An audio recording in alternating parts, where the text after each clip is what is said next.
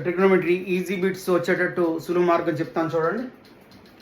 Sine theta తీసుకుంటే last one 1/cosecant theta.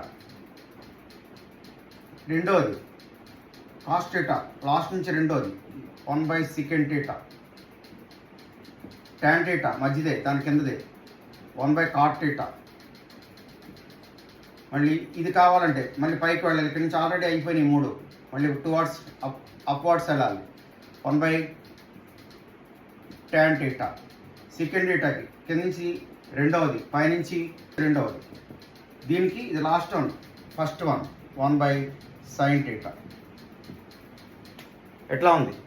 ఇవి రిసిప్రోకల్స్ అంటారు. ఒకదానికొకటి తెలుగులో వ్యుత్క్రమాలు అంటారు వీటిని. చాలా important. Sine theta is equal to 1/cosecant theta, cos theta 1/secant theta, tan theta 1/cot theta, cosecant theta is equal to 1/sin theta, secant theta 1/cos theta. వరుసగా పైది last one తోటి రిసిప్రోకల్ అవుతుంది. 2 గుణించుకుంటూ ఒకటి వస్తుంది, 2 గుణించుకుంటూ ఒకటి వస్తుంది, 2 గుణించుకుంటూ వస్తుంది. కాబట్టి ఆటోమేటిక్ ఇది దీని యొక్క రిసిప్రోకల్ అవుతుంది 1/cosecant థీటా అనమాట.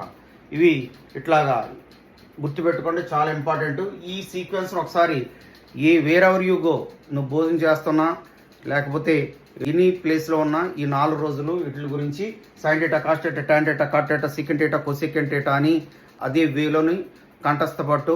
నీకు ఖచ్చితంగా ట్రిగ్నోమెట్రీ అనేది భయం పోకపోతే నన్ను అడగండి. Okay, thank you. Kindly share చేయండి.